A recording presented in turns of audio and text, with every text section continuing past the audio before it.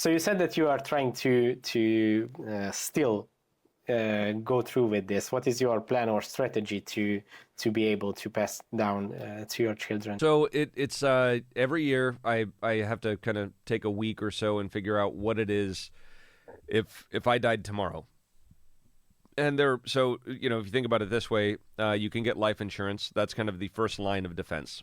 So if I look at what the value of my estate is if I die in the next year, then I say, okay, well, how much life insurance do I have, and can that cover the majority of the tax bill that would come through? So that's step number one. There are kind of caps, or it becomes inefficient at some point to be continuing to get life insurance policies, but life insurance is a key element to being able to soften that blow of the estate tax. The other part of it is when you have these brands. So we have this portfolio of copper cane wines and spirits, but within it we have a number of brands. And so whenever I start one of those new brands, it's the ownership is not just Copper Cane. I can adjust the ownership of that to be something that would be maybe or split up between my children. So as an example, with 6 kids, I could say, okay, I own 40%, and I own the voting shares of the company, and then each one of my children owns 10% of that. Now that does kind of just kick the can down the road, but through other agreements like a buy-sell agreement or whatever it might be, where maybe 2 of the kids want to continue in the industry, they will have the opportunity to buy out the percentage of the other children, and then I can also gift a portion of my ownership of those brands to them in other ways, like through a trust.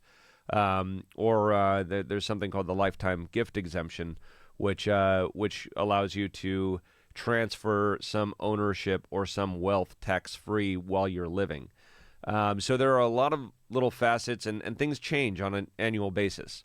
It seems on an annual basis. They really change every 4 or 5 years in a pretty big way.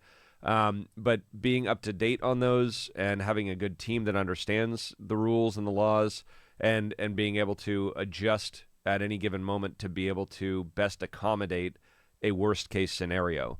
And so that's kind of how we do it. Those are some of the tools that I utilize to help make it something that will live on forever.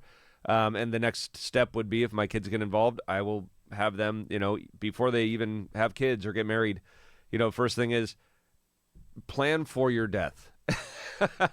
what is going to happen in the case of the unfortunate or unlikely event of your death? And it is, like I said, a morbid thought to think about, but I started doing it in my 20s, and I'm really happy I started early.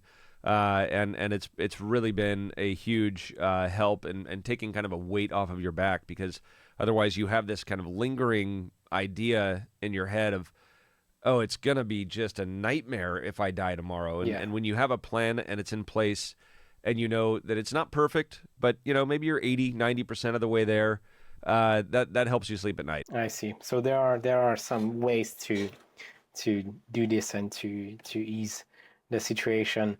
I mean, yeah, it is a thing, but it's unfortunate that you have to do this because of the IRS.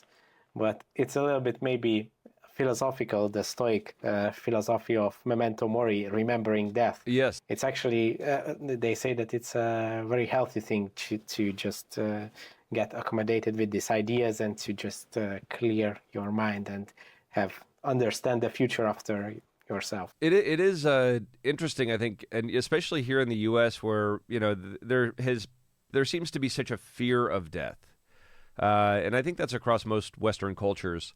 So much fear that you don't even want to talk about it. But then you look at the Mexican culture, which our southern neighbor here is Mexico, and it's a great culture, and they embrace death. Like the 3 most important days of your life in the Mexican culture are the day you're born, the day you're married, and the day you die. And so they have the Dia de los Muertos, which is the Day of the Dead, and so they honor the dead, and they talk about it. So that's culturally part of what they have, and I think that it really does bring in kind of we see that infiltrating the U.S., right? We see the Mexican culture, parts of it really, I think, within the U.S. Becoming more common. So I think that we are seeing this kind of understanding of death as being part of life, and being able to plan for that being more common. So I think it's been a good thing. I see. Thanks for watching this video. You can watch the full podcast episode by clicking here, or watch another interesting video by clicking here. Let's continue the discussion in the comment section, and see you in the next one.